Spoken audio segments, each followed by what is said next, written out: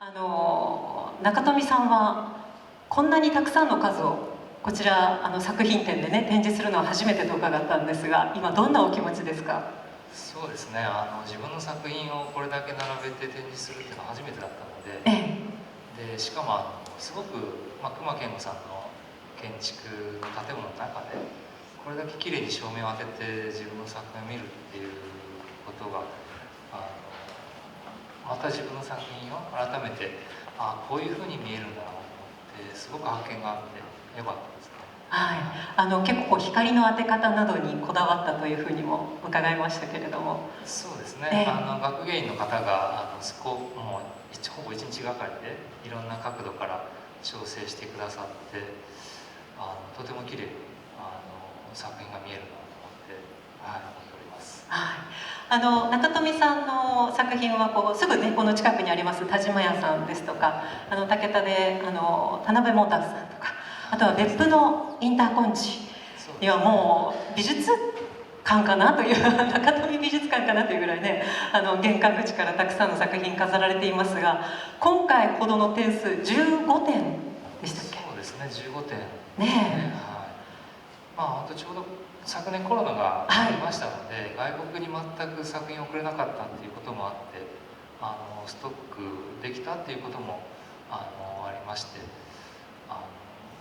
本当にすごくいい機会をいただいたなと思って、感謝しています。通常は手元にあまり残らないと言いますか、すぐやはりね引く手あまたでいろいろなところに作品が行ってしまうそうなんですが、いろいろなね大変な時期ではありますけども、そういういいことも一つあったんだなと今ちょっとね、感じますが、ゆっくりまたお話もこの後聞かせていただきます。そして森さんも今回市民ギャラリーのエリアだけではなくこちらの蓄電館も使ってということで、ちょっといろいろまた作品のサイズも大きいものから小さなものまで飾っていらっしゃいますが、今どんなお気持ちですか？武田に初めて現代美術が合う空間ができたなっていう印象です。嬉しいです。なるほどですね。森さんの作品はグランツ武田のねホールの中央にも大きく飾られていたりですとか、そういった場所で目にすることができますが、普段は今回展示されているものなどもTSG の中でいたんですけども、こうやってね本当に現代アートと合う空間っていうのはやっぱり作り手としても嬉しいですよね。そうですね、やっぱり自分のアトリエに置いとくだけだと、今だったら武田総合学院のあそこは昔学校だったところなので、廊下があるんですけど、廊下に置いていて、でそれが人の動線をちゃんと確保するために隅っこに押し合って展示してない状態なんです作品が大きいですからね。そうですね、なのでこうやってちゃんと改めて、飾ることができて、この空間で見るとやっぱり自分の作品いいなこの空間にこのまま置いて帰りたい。そうですねありがとうございます。そして前田さんはね、前田さんもお二人とはまた違う場所ではありますけれども、城下町というよりももうちょっと下武田という長湯のね先のところで普段されてらっしゃって、今回こちらに展示されて、お気持ちはいかがですか？そうですね、今回ここに展示する前、すみません、ちょっとここにまだ来たことがなかったもので、初めて見た時すごくいい空間だなと思いまして、であちらの方は森さんとあと小野さんと一緒の展示で一つの空間を作ることもできましたし、そういった意味ですごくいい場所だなと思って見てます。今回それぞれの作品がそれぞれの場所だけではなくて空間を生かした形で両方にねお二人の作品は飾ってあったりとか、本当にそういったいろんな捉え方ができるんじゃないのかなと思うんですが、改めてといいますか、まずはどんな作品を作っていらっしゃるのかというお話をここで改めて伺いたいなと思います。まず竹芸家というね言葉もそんなにたくさんはいらっしゃらないのかなと思うんですけども、中富さんの、普段の制作と作品について教えていただけますか？そうですね、大分県は竹工芸がすごく盛んなところでですね、別府が本場なんですけれども、自分も大阪の出身で、東京に大学に行ってですね、でそこで初めて竹を見て、一本の竹からいろんなものができるっていう、そのすごく、手品のような、すごく驚きがあって心惹かれてきたんですけど、伝統はあるんですけど、やっぱりその時代とともに作るものも変わってきてですね、で20年ぐらい前からアメリカのコレクターがすごくたくさん生まれてきてですね、はい、で、日本の竹芸家の方の、ほぼ、すごくたくさんの方が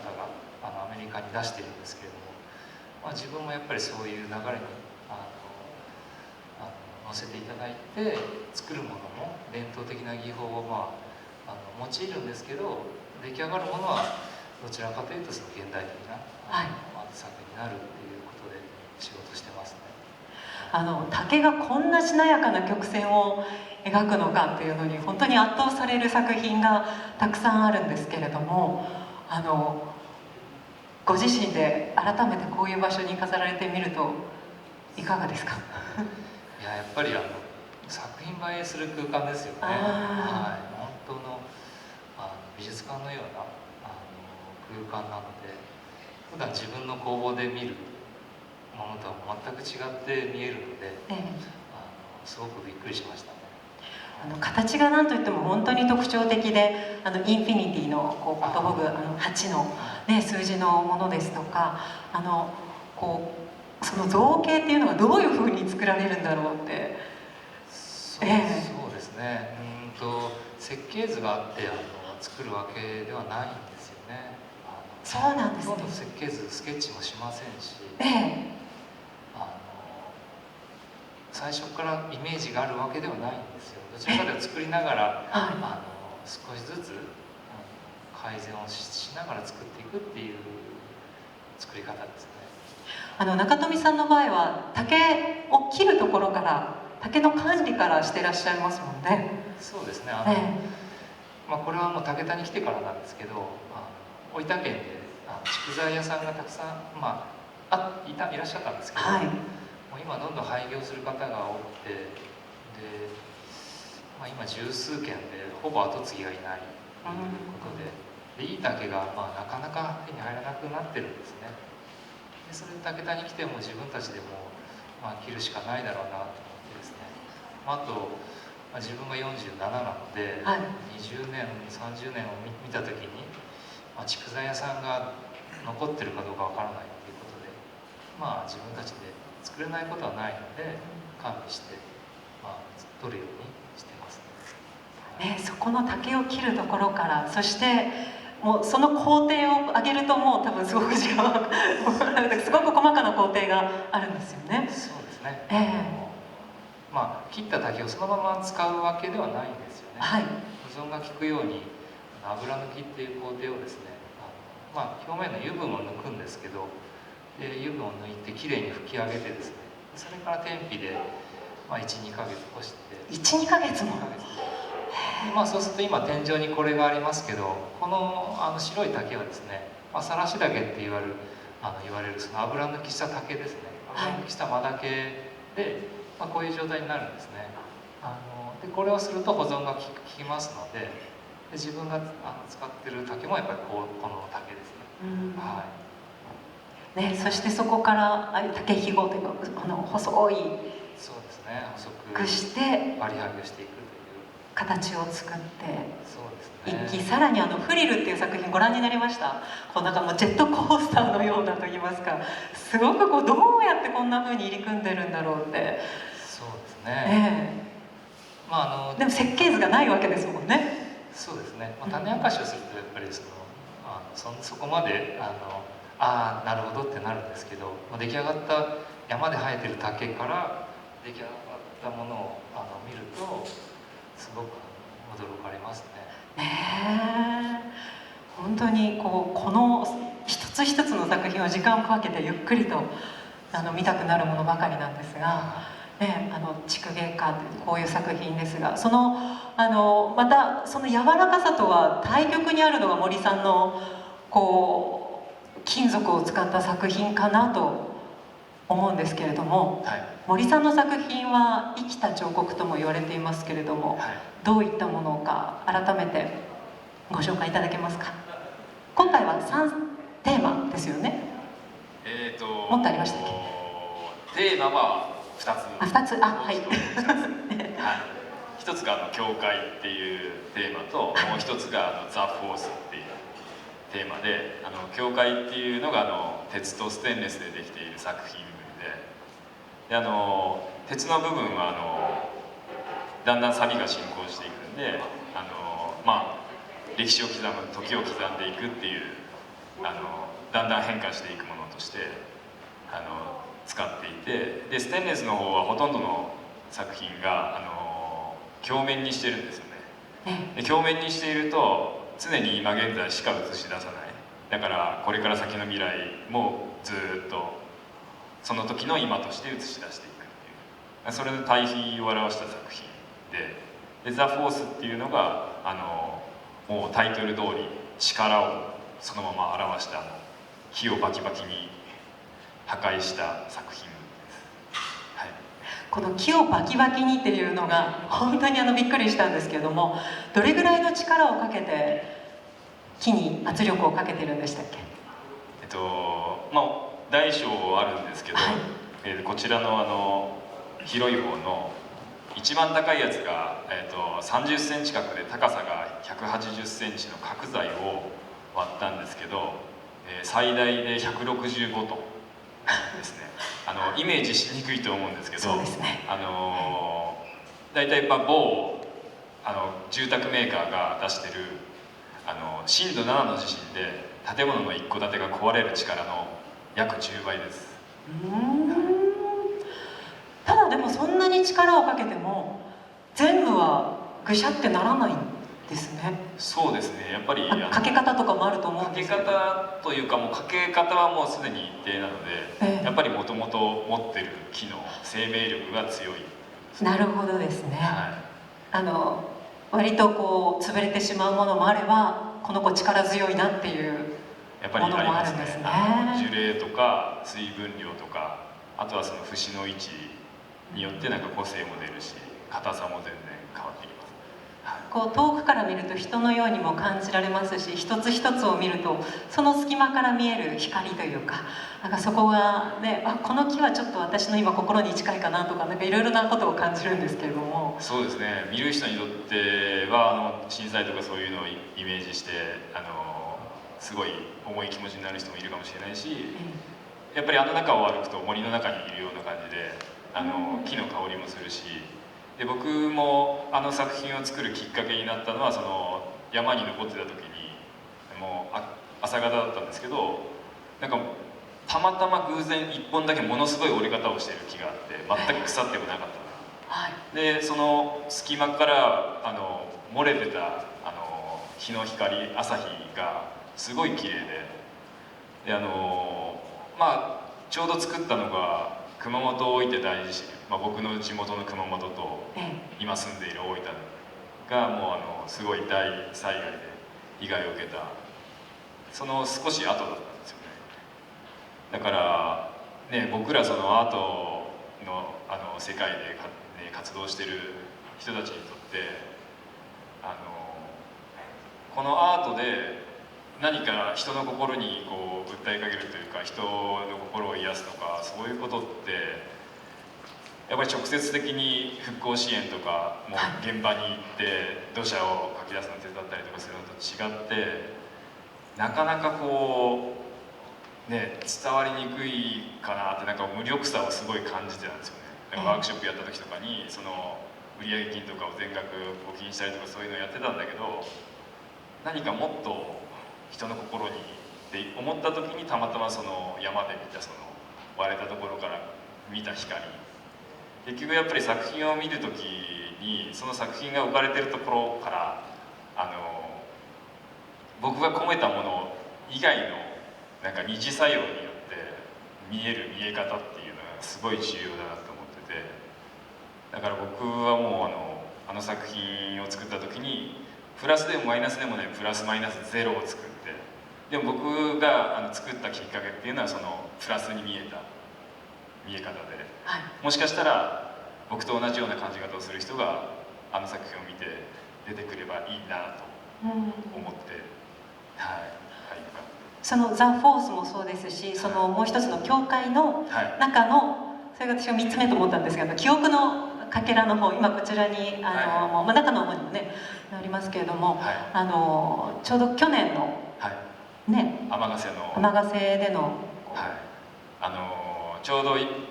月7日に確か洪水被害が去年、起こったと思うんですけど、その尼瀬にかかってて、普段はその車とかも通ることができた、人も通ることができた橋がその洪水で流されちゃったんですよね。でその時の橋がスクラップになる前にその橋の一部分を引き取って、でその橋の一部も使ってこちらに作品を作っています。石ころの形にそうですね、変えて、ね、なんかよく見ると確かにこういう橋の一部だなっていうのが分かるものもあるんですけれども、そういう記憶としてね残るものとか、そのまた鉄の部分がどんどんまた錆びていって時間との経過で感じてくるものっていうのがね変わってくるかなと思うんですけども、門司港などでもね展示をそうですね、一番初めに見せたのは去年の11月の門司港のアートイベントの時ですね。またそれからしばらく経つと時間の経過とともに石ころも増えてきてるんですよね。そうですね、少しずつかけらを使って、作品を増やしていってます。パッと見ると何でできてるんだろうっていうね作品なんですけれども、そうやってまたお話を伺うと感じ方も変わってくるのかなと思います。そして3名の中でひときわ鮮やかなね作品は前田さんなんですけども、染色作家さんという肩書きといいますか、お名前もそうですし、作品を見てどうやって作ってるんだろうって思いませんね、ちょっと謎を今日解き明かしてもらいたいんですけれども。染色作家さん、一応基本的には染色、染めるっていうことをしながら作品を作ってるんですけど、他にもいろいろ面白そうなのがあったら組み入れたりしながらしてるもので、染色とだけちょっととどめずやってるんですけど、作品自体はお二人のようにしっかりしたコンセプトとかそういうふうなのを持ち合わせておらず、自分でいいかなと綺麗かなと思うようなことをやってるような感じで、基本的な作品の作り、大体3層にしてるんですけど、初め私が染色をした時にその透けるっていうこともやっぱ布染めの一つの特徴だなと思いまして、そうするとその透けてるものが重なることによってやっぱり色味の幅とか優しさとかそういうことって変わってくると思ったので、そういうことを使いながら一応制作の方をしております。染色っていうイメージだとどうしても布をジャブジャブとつけてとかっていう印象があるんですけども、前田さんの作品はどういう感じで染色されているんですか？一応ジャブジャブとはします。ですね。でもロボットの前田ロボの作品などは、ね、ちょっとこの前実は工房でお邪魔したんですけども、一応自分の場合型紙を使って染色っていうのは結局白地を残すっていう工程がメインになってきますので、染めるっていうこと自体はプラスしかないもので、白っていうものがないので、どうやって白地を残すかっていうのが一つのデザインの一つにはなってくるんですけど、こちらにあるのは大体その型紙を使ってで、簡単に言うとステンシルですかね、というか型紙を置いてそこの上から色をのせることによってで白地と色の乗った部分を分けてくるという感じになるんですが、でそれで染めた後に一応私の使っている染料は直接染料というものになりますので、蒸すことによって色が定着する染料でして、でそれを蒸して水洗いしてもう一度木枠にピンと張ってそれを重ねていくという形なんですが、すみません、なんとなく分かりにくいかもしれないですけどなんとなくこう皆さんイメージされてらっしゃるものもあると思うんですが、またジャパンギャラリーのウェブサイトでそのね工程のほんの少しだけはね映像で見られたりもするんですがね、もう一回作ったものをまた洗ってっていう、本当に細かい作業で。ですからもしそれを染料を使わずに顔料の方を使うんでしたら多分色をのしてそのまま使ったりもできるんですけど、なんていうんですかね、その顔料とか絵の具とかになると塗るという工程になるんですが、染めるという工程はその繊維一本一本に色が染み込んで浸透していく、入っていくということになるので、そうするとやっぱり定着とかそうするということもありますし、それだけでは工程自体は終わらないもので、それにプラスアルファでやっぱ蒸して水洗いして、ただ蒸すことによってやっぱ色味っていうのはやっぱ鮮やかになってきて、なるほどですね、塗った状態とはまた違った色の変化ですから、ですね、まあその細かい感じで分かるわけではないけど、個人的にはなんかその浸透する色の綺麗さっていうのはすごく惹かれて、それで染色の方をしてるんですけど。そういう工程があることでの何かこう透明感みたいなのも出てくるんですかね。そうですねありがとうございます。で3名の作品がこう一堂に会すというのは初めての機会だと思うんですが、中富さんお二人の作品をご覧になってどんな感想をお持ちですか？やっぱり違う、いつもは竹の作家の人たちで展示することがほとんどなので、他の人の、他の分野のですね作品と並ぶっていうことでなんかお互いに作用する面白さっていうのありますよね。竹の軽やかさと木の力強さと鉄の硬質な感じっていうのがすごく対比されてお互いに引き立つとかですね、染色の色の鮮やかさっていうのと竹のその自然の素材の繊維感っていうのが響き合うとかですね、いろいろ面白いところがあるなと思いましたね。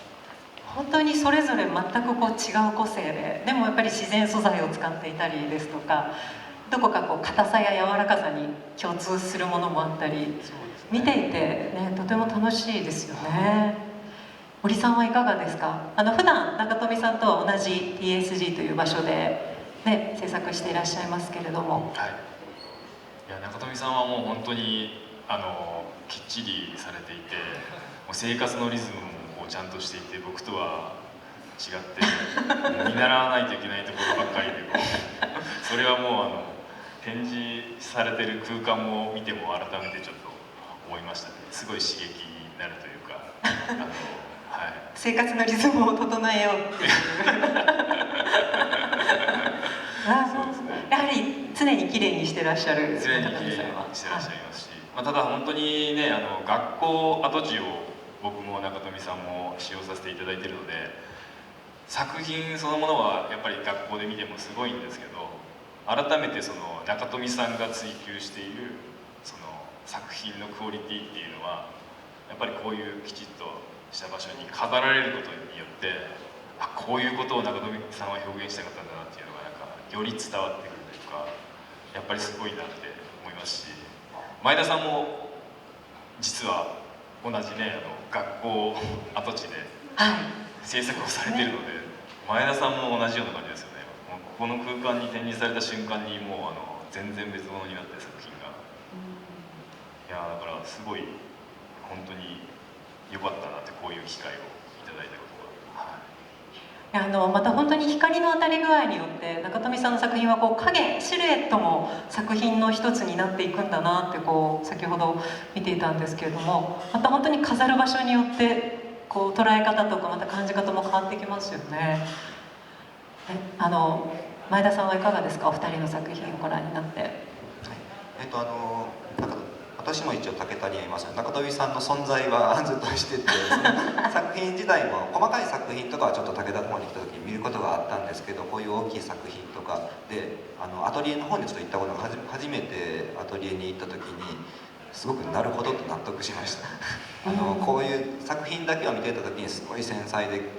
緻密な作業をされてるなと思って、アトリエに行った時にもう整理整頓されてるその工房を見た時に、あ、なるほどとすごく感銘を受けましたもうリスペクトの対象として、確かに本当に皆様の工房お邪魔させていただきましたが、綺麗ですよね感銘を受けてすごく刺激を受けましたけど、自分ではできないなというやっぱり自分で作りやすい環境っていうのがやっぱあるんですよ自分はなんかゴミが落ちてたりとか、なんかこう乱雑になると落ち着かないんですよ。だからもう子供が小さい子供は2人いますけど、もう散らかしっぱなしにするじゃないですか。そうですね。僕はもう片っ端から片付ける絶えず家で片付けてるっていう、そういうお父さんいいですね羨ましいですけど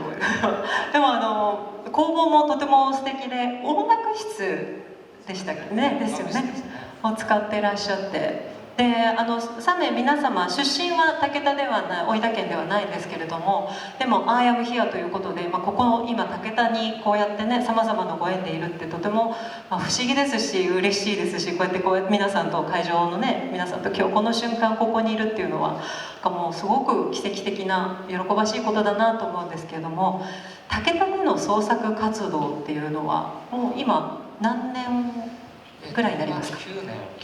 目ですね。9年、はい。そして今 TSG 武田総合学園という場所でやってらっしゃいますけども、武田での創作っていうのはいかがですか？最初に、市の方針でですね、武田っていうぐらいなので、竹の作家がどなたか住んでほしいっていう希望と、城下町を再生するために昔ながらのそういう職人さんたちのような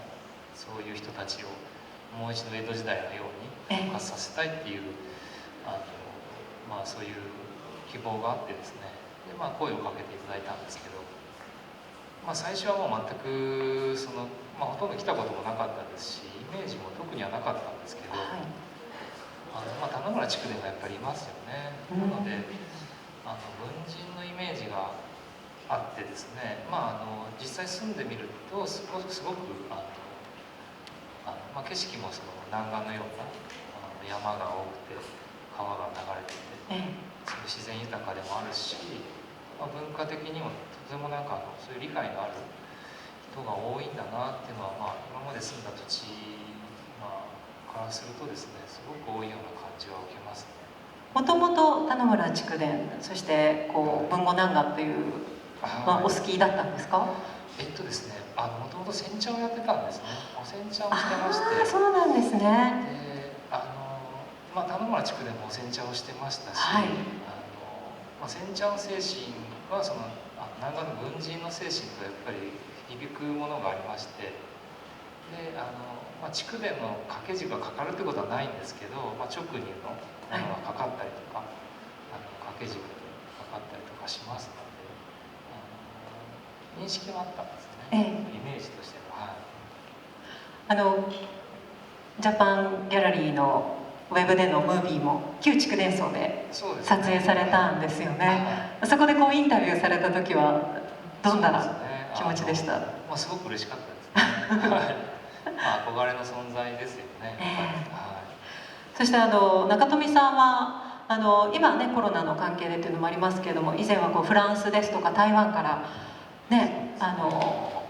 学生さんですとか習いたいという方をお迎えして教えていらっしゃいましたけれども、そういった世界から学びに来る学生さんだったり、そういう希望者っていうね、そういった世界を目指す竹芸家を目指す方との交流というのは。そうですね、やっぱり竹の編む素材とか編む工程とかですね、そういうものが、建築とかですね、デザインの分野の人に対してすごく引きつけるものがあるみたいで、ジュエリーデザイナーの方とかですね、ティファニーのデザイナーの方が竹工芸のコレクションされたりとかですね、すごく何か引きつけるものがあるみたいで、見に行きたいとか学びたいとかいう方は時々いらっしゃいますね。フランスから以前来ていたすごくもうモデルさんのような美しい女性は中富さんの作品をウェブで見て、でそのまま最初フランスで見たんでしたっけね。そうですね。で見て、そうですね、展示、そうだ、フランスで展示されてるのを見て、そしてウェブから問い合わせて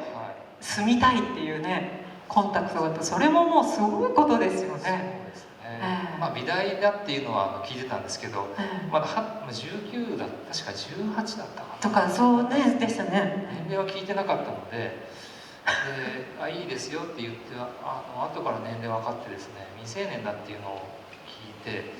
や大丈夫かなって逆にこちらがすごく不安になったんですけど、ちょうど市役所の方のお家にホームステイをさせていただくことになって、それだったら、女性でしたしね、ちょっと心配だったんですけど、なんとか。なんかその時にお話を伺ったら、周りのお父さんお母さんというかおじいちゃんおばあちゃんがいろいろ食べ物を持ってきてくれたりするっていうね、そんなエピソードも聞かせてもらいましたけれども、なんかそういうことをきっかけに武田とフランスがつながるっていうのもとても素敵なことですよね。そうですね。意外な組み合わせですよね。そして森さんはもともと熊本ご出身で、そして武田へはどういう経緯でいらっしゃったんですか？僕はまず大分に来たのが大分大学っていう大学の中の総合表現コースっていうコースに、入学して、学んだのがきっかけで大分に来て、でその後は別府に引っ越して別府に住んでたんですよね。ただやっぱり立体の場合だと作った作品もそうですし、作るための材料とかそういったものの保管も含めて場所をすごく必要として、でいろんな人たちにアトリエを探してますっていうのをもう言っていたら、たまたま武田の物件を紹介してくださっ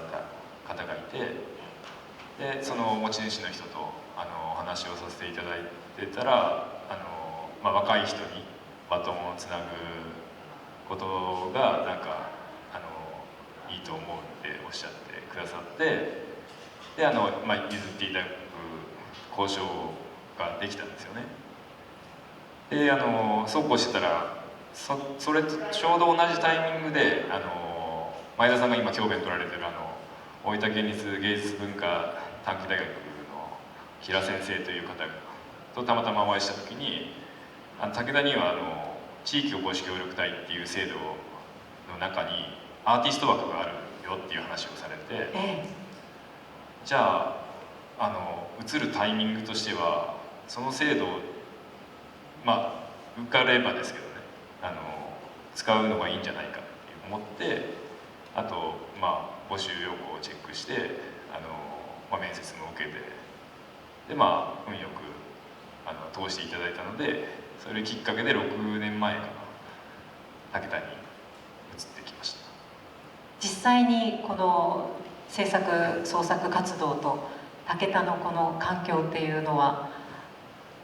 いかがですか？制作環境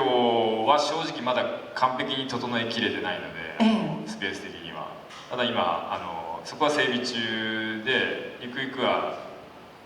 もっと大掛けなことができる状態を作ろうとしてて、おそらく来年ぐらいには今よりもうちょっといいスペースを作ることができるかなって思うのですね。今新たな空間も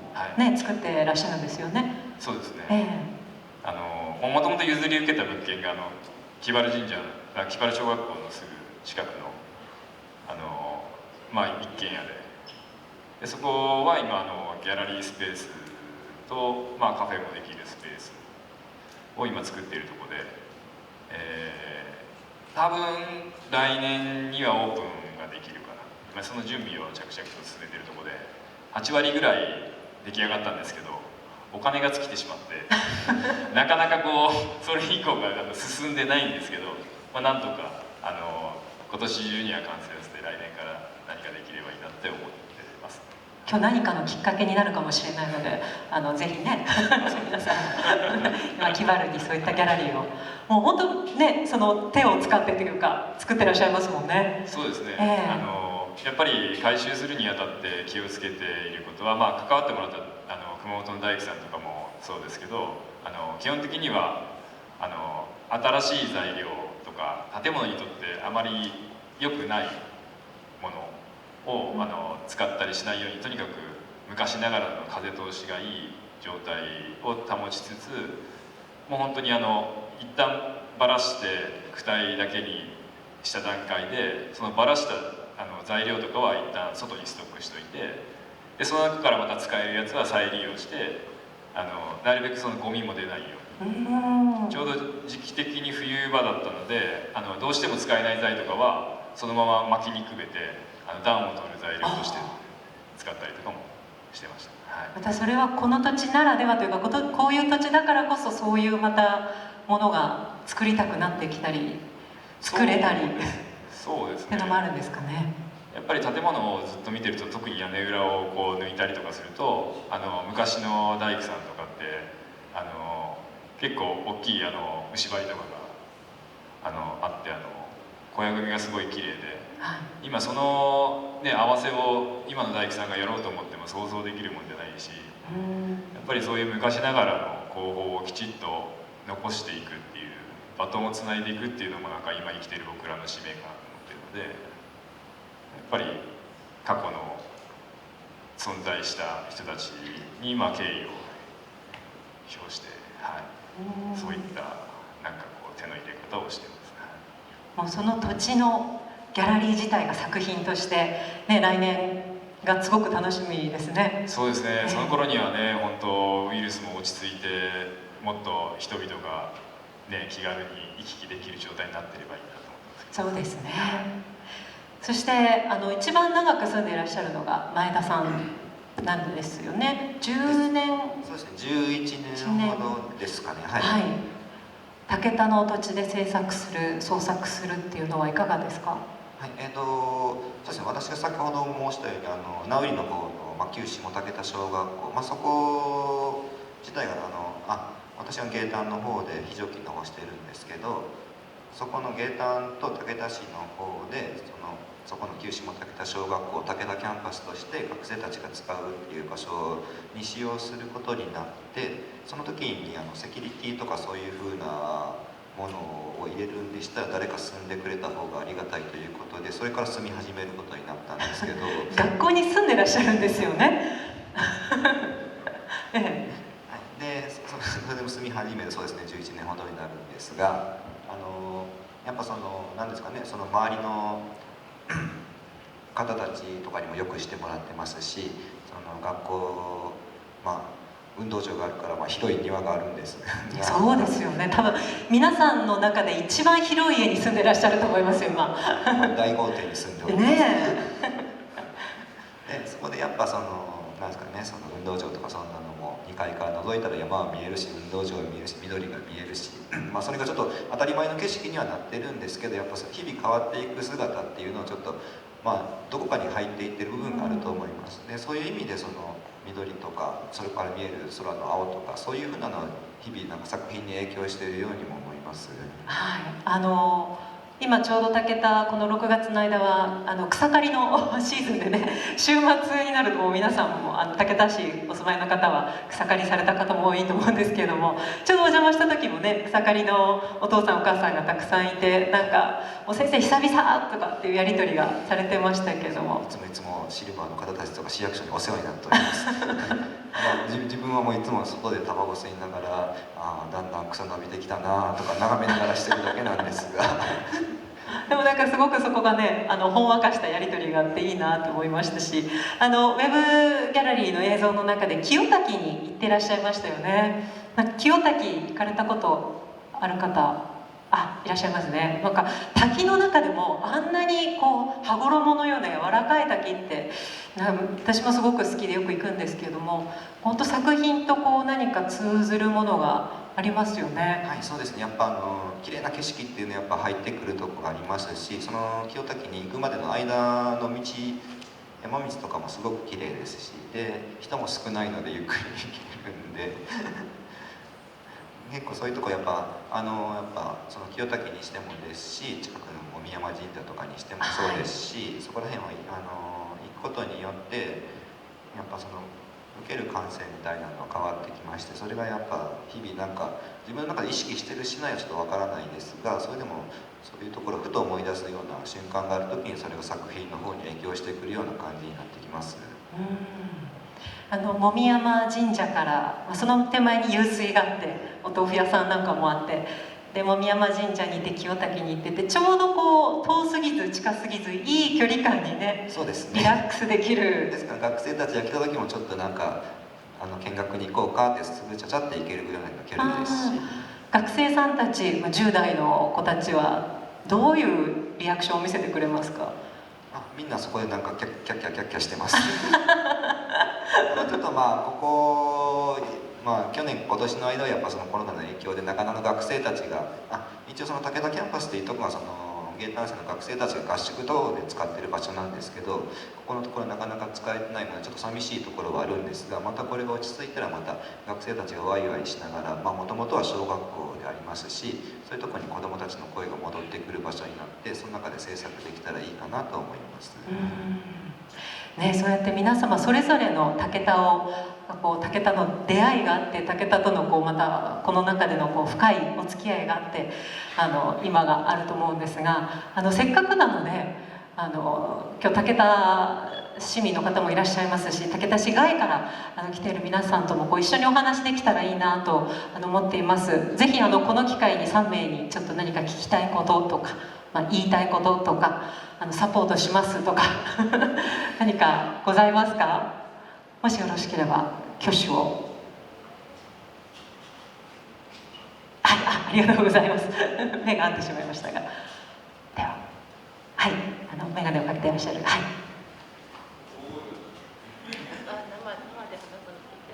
声で、じゃあ大丈夫ですかね？マイクのご用意がでもいいお声が通っておりますありがとうございます。曜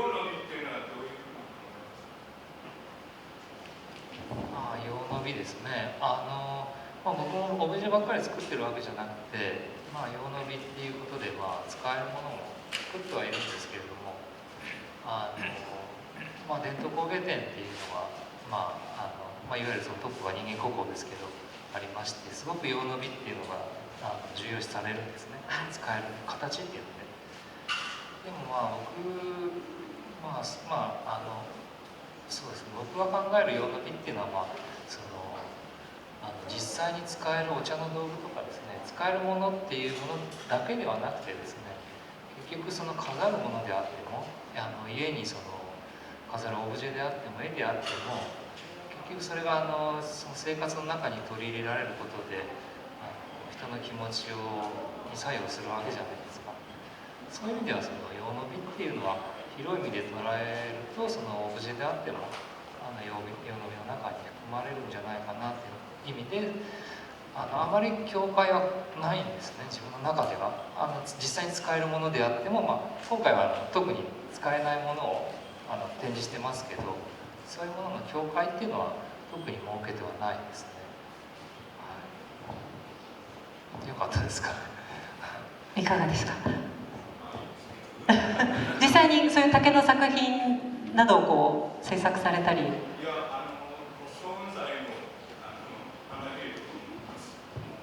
そうですね、ショーン祭はやっぱり、ただショーン祭も炎とかですね、怒涛とかっていうのはもうほぼオブジェに近い、ショーン祭っていうのは日本で一番最初に人間国宝になった竹の世界で人間国宝になったショーン祭なんですけど、やっぱり時代、ショーン祭の頃はもう切り替わり時というかですね、少し変わりつつあった頃だと思ってまして、あれからもうもう50年近く、ショーン祭が亡くなられて50年近く経つんですけど、やっぱりその時代とともに変わってくるところはあってもいいかなと思ってますけどね。ありがとうございます。他にご質問ですとかいかがですか？後方の方大丈夫ですか？後ろの方の方、はい、ありがとうございます。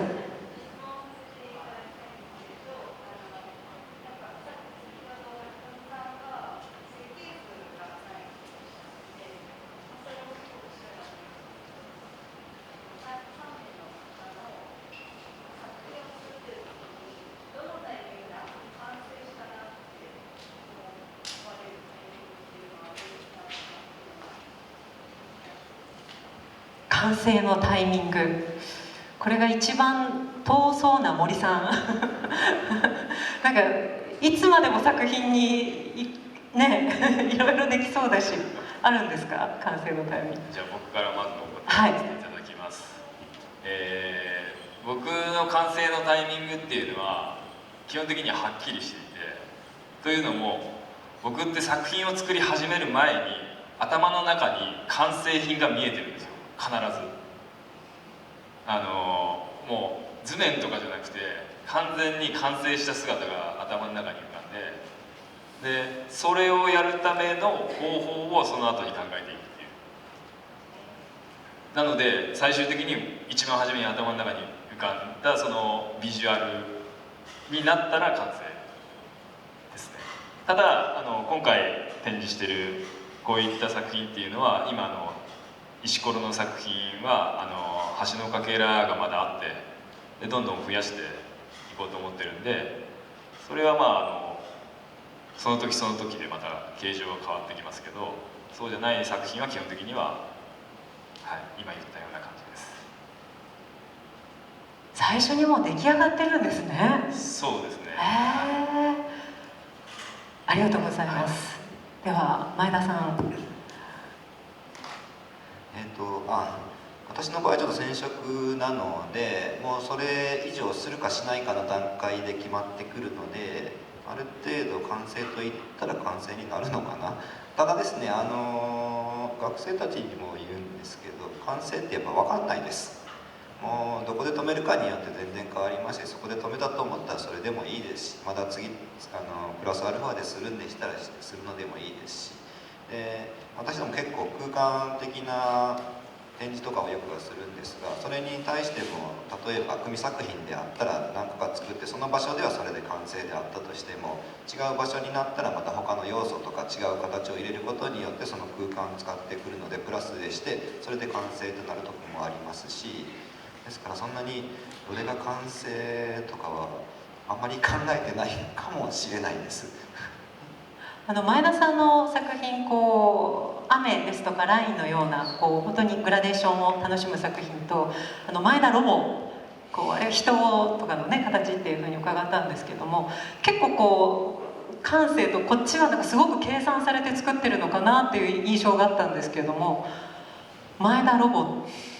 は基本的にはあんまり計算はしてない感じで、そうなんですね。ある程度何かものを作る時にこういうふうな作りたいなという簡単なエスキスをして、あとはそこの中で組み合わせですかね。で自分の場合だとやっぱ3層に重ねたりするので、その時に1層目作って2層目作って、これは違うなと思ったらまたそれを別のところに持っていって他ので作り直したりとかもしますし、染めなのでやっぱ初め言ったように白地を残すということになります。どっか汚したりしたらもう一個上からプラスで模様をつけたりするとまた全体的なイメージも変わってきますし、だからそれを次どういうふうに生かそうかなというふうに感じで進めてるので、そうですね、何の話でしたっけ完成をイメージされているか計算そんな感じでできていくというそうですね、そんな感じです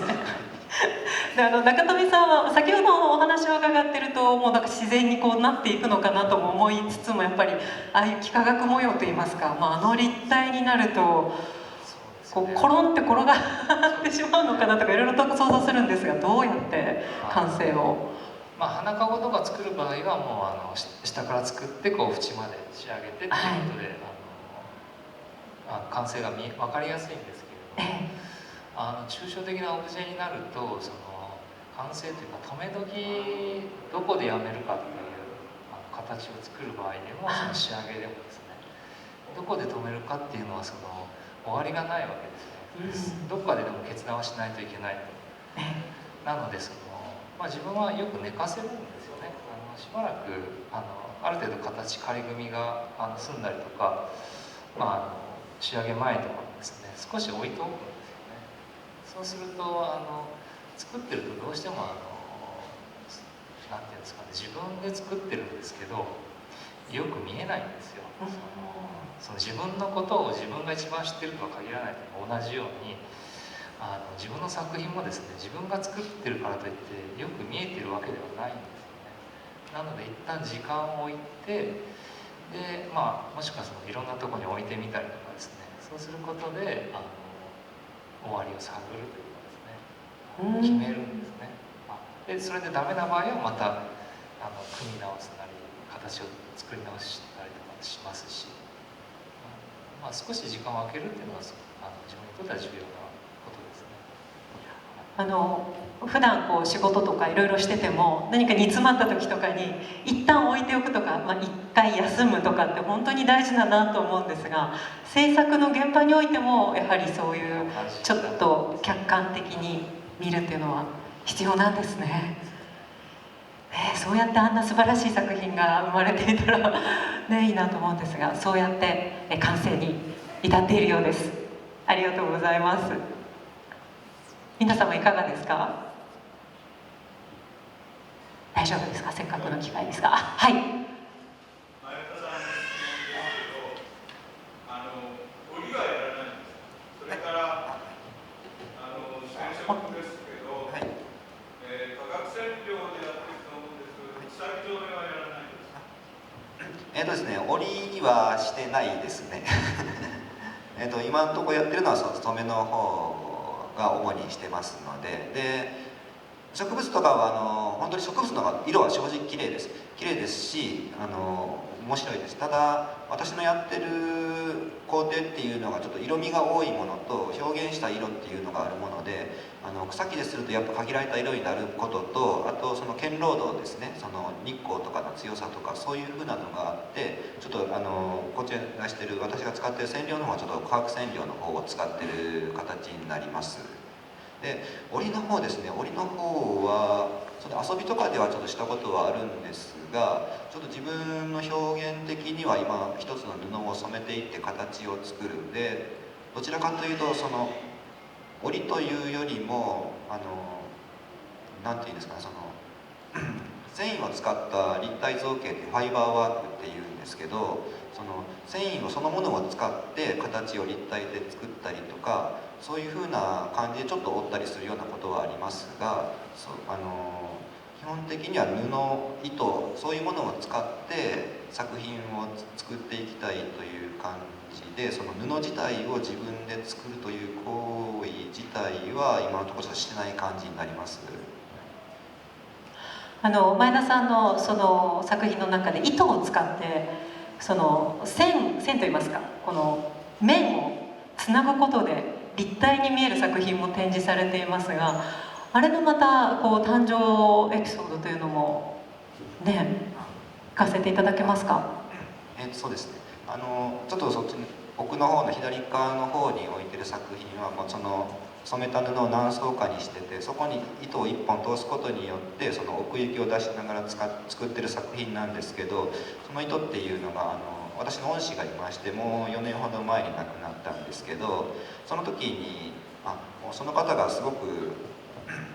その方がもうファイバーワークというものを教えてもらったような感じで、その染めにしても、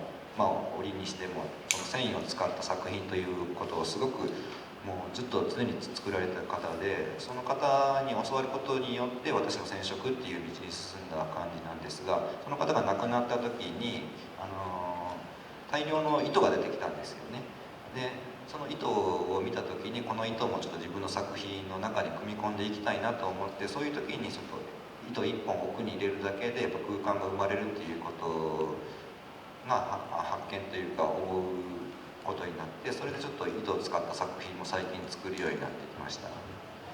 またこう感じ方が変わるというか、いろいろな角度から見るとね、なんかこう立体に見えてもすごくそれもユニークな作品だなと思いましたので、また後ほどゆっくりご覧になっていただきたいなと思います。他にはございますか？はい、ありがとうございます。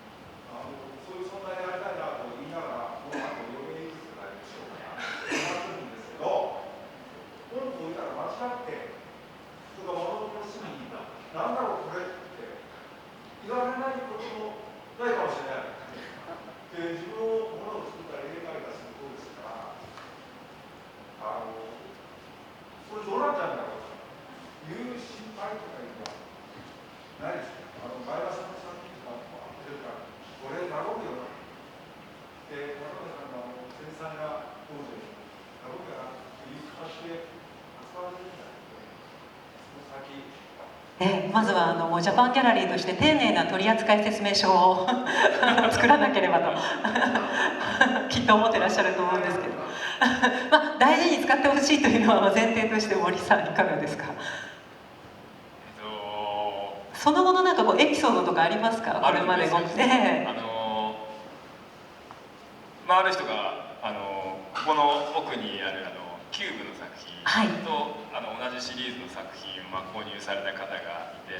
たまたまその方の家にお邪魔する機会があった時に、僕が展示してた向きとは全く異なる向きで展示してたんですよ。でもそれを見た時にすごく面白いなと思って。というのもやっぱり僕自身は作品を作る時にやっぱりどうしても正面性というかここから見るのがベストですよっていう感覚で作ってはいるんですけど、全く違う向きをベストだとその方は思ってらっしゃったわけで、僕とかはその作品に思いは込めるんだけれど、それを見た時からやっぱり伝えようとはあまり思わずに、とにかく全力で作品に込めるけれど、その後のことっていうのは手に取りたいとか取った人の思いのままにしてもらっていいんじゃないかなってその時にすごく思いました。僕も新鮮に見れました現代アートのね創始者の方はその作品を見て思考を巡らして見るものが完成させるっていうことをおっしゃっていましたけれども、さらにそこからまた作り手の人が見てもう一ランク違う作品が完成したんですね、その瞬間に。あともう本当に高級テーブルとして使ってる人とか、作品としてオブジェとして作ったんだけど、そこに用の美を見出して、最終的にそれはワイングラス僕テーブルとして使われてたりとかすごく面白い。森さんの作品、大分市美術館のこうレストランの入り口のところにね、大きな教会の作品が置かれていますけれども、あそこもなんかちょっと使ってなんかやってみようかななんて以前おっしゃってましたよね。そうですね、やっぱりその屋外彫刻とかになるとどうしてもそのね、経年劣化、例えばその僕だったら鉄ステンレスの作品でステンレスのとこ磨いてるんですけど、天に向かって水平に作ってるので、やっぱりどうしても埃が溜まってきたりとか水垢が。たまにお手入れに行かれてるんですか？なかなか行けてはないですけどやったこともで、いつかやってみたいなと思うのは、せっかくね外にあるもので、僕基本的にはその屋外彫刻、室内もものによってはですけど触れてもいいんじゃないかなってすごく思っていて、それで感じれることってもうただ見るだけと全然違うんで、なので作品でちょっとやってみたいことはみんなでそのメンテナンスをやって、でその後に表面なんで青空映り込むんで、そこに透明のテーブルクロスをかけて、で青空が映り込んでいるテーブルの上で食事をするっていうイベントをちょっとやりたいなって思ってるんですよね。あと期間限定でその作品の上に登って、ウユニ湖じゃないですけど、なんかそういう感じで自分がねなんかこう空の上に立ってるような感じ、そこはそうなりますよね。そういう体験とかをする機会をなんか作れないかなってちょっと勝手に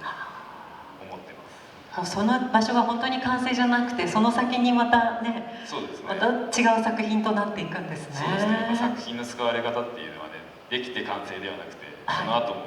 やっぱりいろんな見方、考え方、そして変化があっていいんじゃないかなって思います。ありがとうございます。前田さんはいかがですか？そうです。自分はそんなに作品がどっかに行ったことはないものであれですけど、作品自体作るのはやっぱ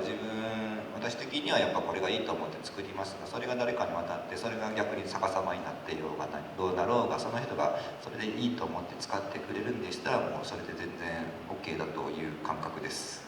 皆様お心が広い中富さんは？自分なんかあんまり作品点数がそんなに多くないとかですね、作る、佳作な方なんですよね、すごく。でちゃんとリストを作ってどこに行ったかっていうのを今、全部最初からデータ化してるんですけれども、峰田先生のところに行った作品がですね、さりげなく作ってたんですけど、ちょうど武田のアート&カルチャーみたいなイベントがあってですね、並べて販売したんですけど、あれからちょっと作ったけどなかなかうまいこといかなくてですね、しまったなと思って手元に残しておけばよかったと思ってですね、いやなんかやっぱりそういうことってすごくあるので、でも大切に使っていただけるんでしたら、それがすごく一番嬉しいですよね。たまにもしかするともう一回見せてくださいっていう時もありますので、ちゃんとね管理をしていただけたらと思います。ありがとうございます。いろいろなご質問とかお話もいただきましたけれども、今回3名のアーティストともうお一方、ジャパンギャラリーのネクストアーティストとして小野めぐみさんという女性の作品もあちら市民ギャラリーの奥に展示されていまして、そちらは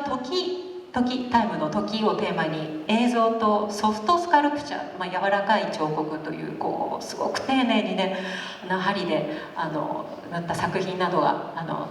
インスタレーションが展示してありまして、そういったまたこれからのジャパンギャラリーの展開にもご期待いただきたいなと思うんですけれども、3名の皆様、今回ジャパンギャラリーの所属アーティストとして今世界中の方々にもウェブを通じて、そして、ね、時期が来ましたらまたいろんな方に武田にも足を運んでいただきたいなと思うんですけれども、今ここを大切にしていらっしゃる方たちにこれからを聞くのもどうかなとも私もちょっと思いながらも、何かこうだったらいいなとか、これを機に何か自分の中でちょっとなんか考え方変わったなとか、ジャパンギャラリーを通じて今どんなお気持ちでいらっしゃるのか、未来への光今公言としたらこれからの光となるお気持ちを聞かせていただきたいんですけれども、ちょっと難しいお話ですかね。中富さんいかがですか？まあでもですね、一昔前だったらそのギャラリーっていうのがですね、ほぼ大都会にあったんですよね。はい。まあニューヨークとか東京とか京都とかですね、あったんですけど、まあ、今武田で生まれましたよね。でもその地方にあってもいいんじゃないかなっていうふうに、まあ、思ってましたし、実際生まれたということで、きちんとしたクオリティのギャラリーでも地方にあってもおかしくないっていうことになるといいなと。そうですね。しかもこう本当に土地に来て見ていただくというのも一番贅沢なことですけども、ウェブから作品を見たり空間を感じられるっていうのはもう本当にね、これからまたどういう形で広がっていくのかが楽しみですよね。ね、今なんかこういろいろレンズを使うと立体的に見られるとかもありますしね。前田さんはいかがですか？まあ、ジャパンギャラリーにはこれから期待することだったり、これからどうなっていくかなとか、ご自身の気持ちを聞かせていただけますか？そうですね、やっぱそのウェブ上とかでもそういう発信できるっていうことはすごくありがたいですし、私個人としては今回こういうふうに中富さんと森さんと一緒に展示とかそういうのをできることによって私自身がすごく刺激を受けました、感銘を受けましたし、そういうことをまた次に生かしながらで、またそのウェブ等で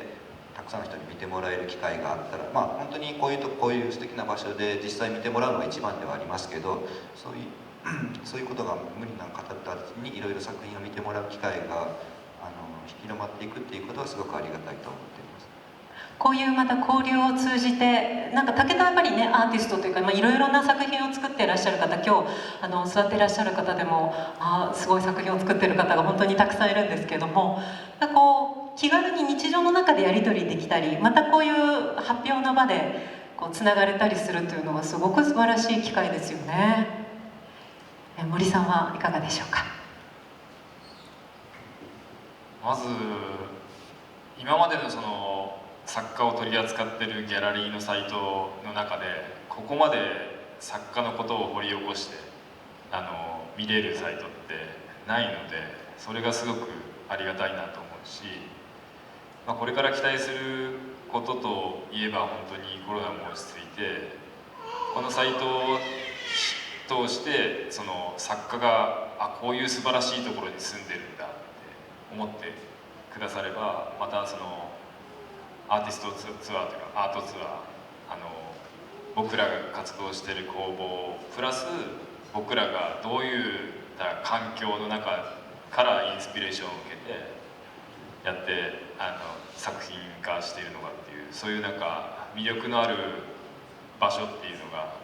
この竹田市内にいっぱいあるので、そういったところもこう回っていってもらえる、知ってもらえるきっかけになればいいなって思います。今もね、竹田の田んぼ中に稲が植え付けられてますけど、その前の水を張った空間と見た時に私は結構森さんの作品を思い出したんですよね。ステンレスのね、ああいう映り込む作品、あそこの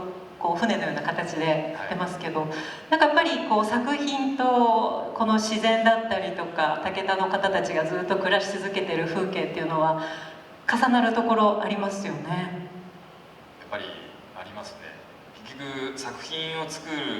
にあたって浮かんでくるそのインスピレーションっていうのはもう日常の生活の中からでしかないので、そういう意味ではもうそのたくさん刺激をもらえる場所だなっていうふうに思ってます。これからの本格的な夏がやってきますけれども、最後に森さん、この竹田でこれから夏こういうふうにこういう場所に行くといいよって何かおすすめですとか、夏問わずでもいいんですけれども。具体的ななんか固有名詞みたいなの出てきていいんですか？出てきて大丈夫です。例えばこの中で多分市外から来てる人の中では知らない方いらっしゃると思うんですけど、同心会機能城っていう童心に帰れるとても楽しい場所があるんで、よかったらそこ調べていっていただきたいのと、あとはまだ行ったことなければ、今日山影館長もお越しになってますけど、グランツ竹田に朝倉文夫の作品と僕の作品が常設されてますので、ぜひグランツ竹田の方にも、はい、またそのね森さんの作品が面白くて月まで届くっていう、ちょっとなんていうんですかね、中庭のようなところに入らないと近くまで見られないんですけれども、近くに行きますと鍵のような、この森さんの作品はね説明上手にできないんですが、鍵のようなこう作品が並んでる内側にすごくカラフルなね色鮮やかなこうペイントが施されていたり、足元に脳みそが飾られていたり、これはね言っていただけると近くでも見せていただけるんですよね。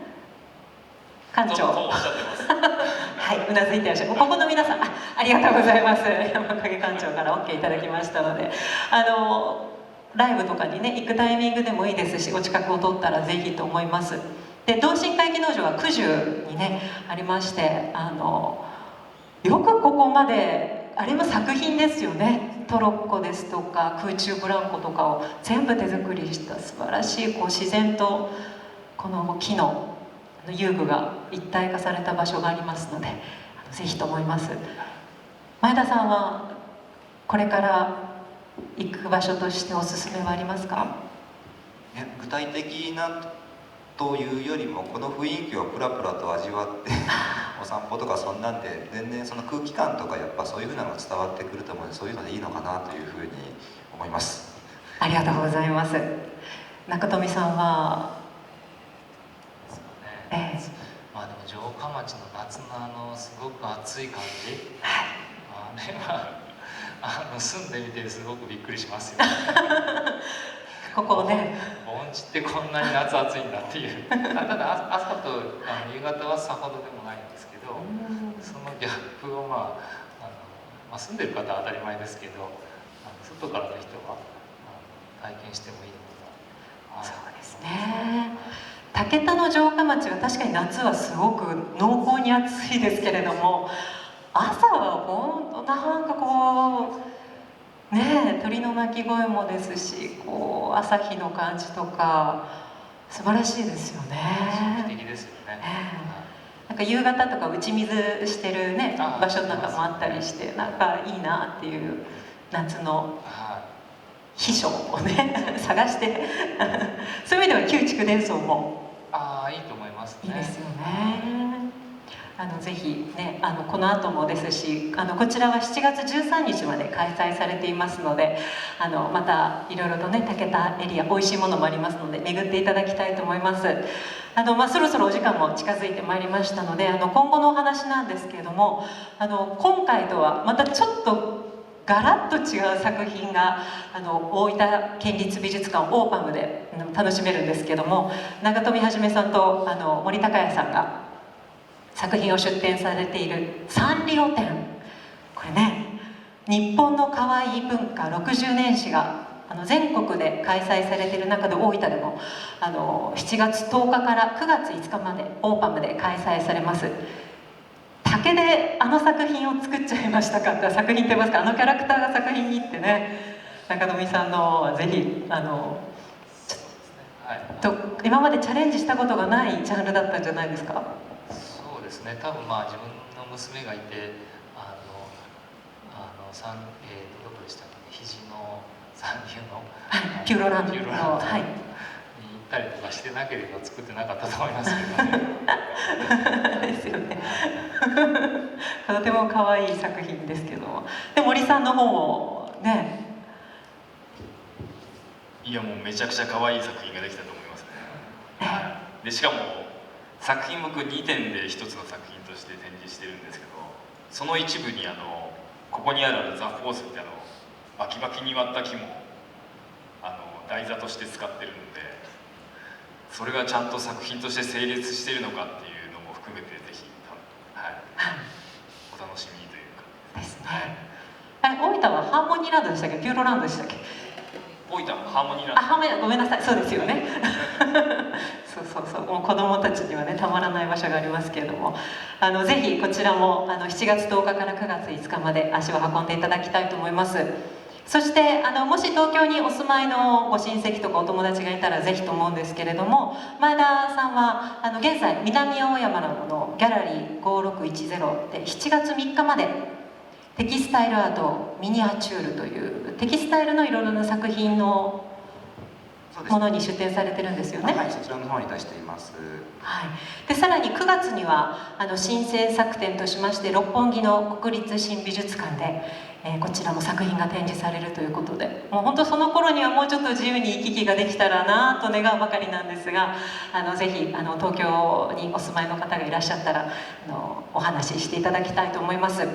で改めてこちらの展覧会なんですが、本日は午後5時まで、でこの後アーティストの皆さんも、ね、いらっしゃるということを聞いておりますので、今手を挙げてね聞くのはちょっとということなどありましたらお声掛けいただけたらと思います。で本当ねその際にはこの城下町エリアもですし、ちょっと車で20分25分行きますと長湯の温泉エリアもありますし、で九十高原のもう山々の緑もすごく美しいエリアもありますので、竹田で、お過ごしいただければと思います。でさらに今後の情報ですとか作品などにつきましてはジャパンギャラリーのウェブサイト、あと Facebook、Instagram などでも発信していきますのでアクセスしていただきたいと思います。長時間にわたりまして皆様本当に最後までお付き合いくださいましてありがとうございました。これからもぜひ3名の発信される作品を楽しみにしていただきたいと思います。それでは皆様大きな拍手でお送りいただきたいと思います。中富はじめさん、森高也さん、前田良二さんでした。ありがとうございました。